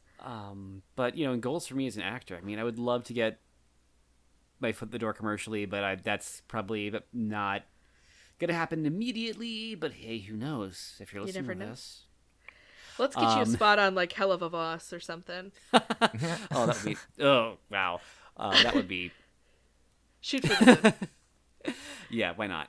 But no, I mean, like, in retrospect, like, what are you writing in the Bloom Brew yearbook? Oh, what am I you writing? Rock Don't Ever Change. Yeah. I'll be there for. No, I hate that show. I've never seen it. Not a single episode. I just I guess if I had to like sign off on a farewell, it's I hope everyone really loved seeing that journey unfold, and or I hope you're all fans of the characters, and I hope it sticks. I hope whoever listens, like, they are entertained, they get their feels hit a couple times, and maybe they go on to keep reading, keep listening, keep creating. Yeah, similar. I would say I would encourage anyone that stuck through us with the whole series, and hopefully you're more than that. You're someone like me that has it on repeat, like, constantly in the car. Yeah. Because I really love it so much. Not, not the part hearing my own voice over and over again, but truly the story and hearing everything come together, and how beautifully it's cut and everything. The point there being, like, if you made it through all of the episodes and you're still with us, listening to this, then you'll trust us when we say there's a ton more out there. Continue listening. And as it pertains to us, like, we would love to continue being part of a community that will grow a library of Omegaverse audio dramas. So you're not alone if you found this extremely tantalizing, titillating, etc. Like, we are very much in the same in the same boat. We're kindred spirits, and we would love to continue creating. We will continue creating, but it is really special to know that there's folks out there that are consuming what we're creating, in addition to us just doing it for our own enjoyment. So know that you're appreciated, and there's huge parts of us that do it for us, but there's also parts of us that do it for you all, and continue consuming those books, continue consuming the media.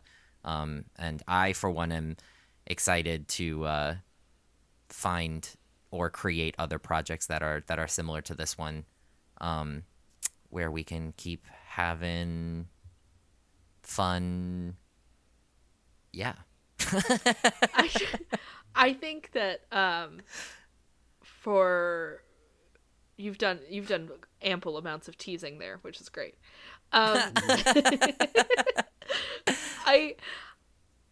I have, like, I don't know, 2,000 words, which is like nothing, but of another one that is much sadder than this one.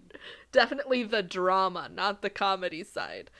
And it's the goal would be the dream goal would be to create a space, a network that could host things like this.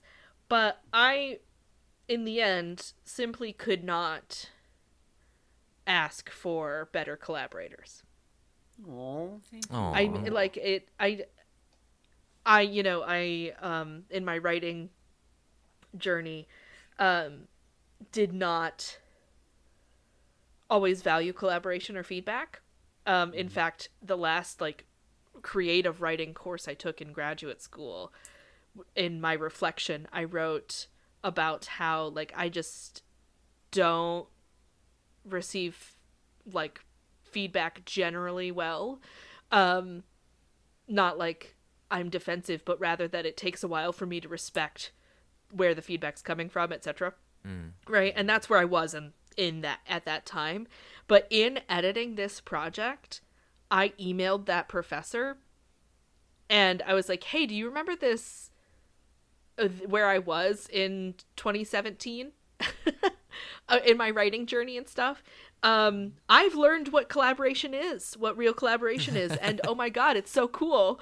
I can't, it's amazing. And it took me a while to get here, but it took, I'm glad I'm at where I'm at. And so the sheer amount of collaboration that we do outside of Bloom Brew, but that I think Bloom Brew showcases what we can do. I'm so grateful. And I can't keep talking because I'm going to start crying. So that's where I leave off whenever I think about it. I'm just so glad that it happened.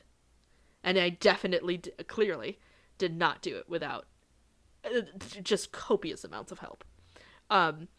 So I'm really proud of me, but I'm also way prouder of everybody else. You should be proud of yourself too, though. Yes. I said I am. I know. I know, but you deserve it.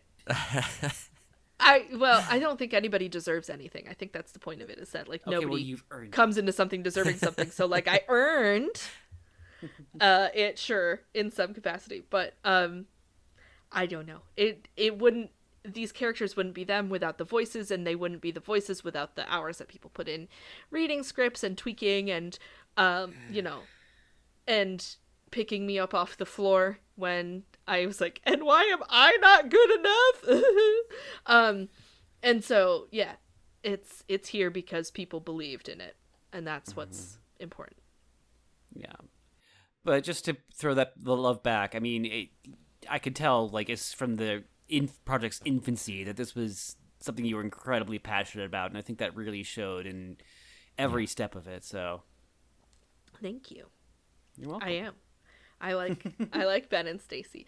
Anytime I can shoehorn somebody into being close to me, aka a sibling relationship, I will do it. Apparently.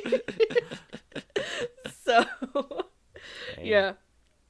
Oh.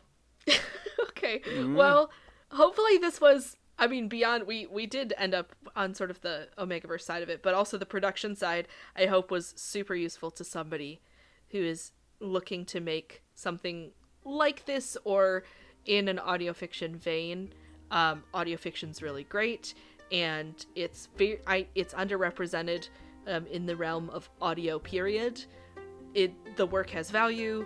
Keep doing, keep pushing. When you have questions, ask for help. People are more helpful than you would think. Even people you don't know, there are spaces online where people will help you out. And so hopefully that was helpful. And to those romance nerds, I hope you enjoyed this side of this discussion too. Yeah. You want to plug? Does anybody? I don't think any of us have anything we need to plug. So not at present. Not at present. But if another show comes up, stay subscribed to Bloom Brew, because if something were else to come up, you'd hear the trailer here first on this feed. So. Also, once, twice, 3 times isn't enough, so stay subscribed anyway. Yeah. Keep listening. Give it a 6th or 7th listen. Every once in a while, I'll be like, it's an episode 7 day, So, yeah, I feel it. The re-listening needs. All right. So thank you both for sticking with me for 2 hours to record all this. I'm sure most of it will make it to the final cut. So. Sure. Yeah, thank you so much, and bye. Bye, everybody. Thank you. Bye.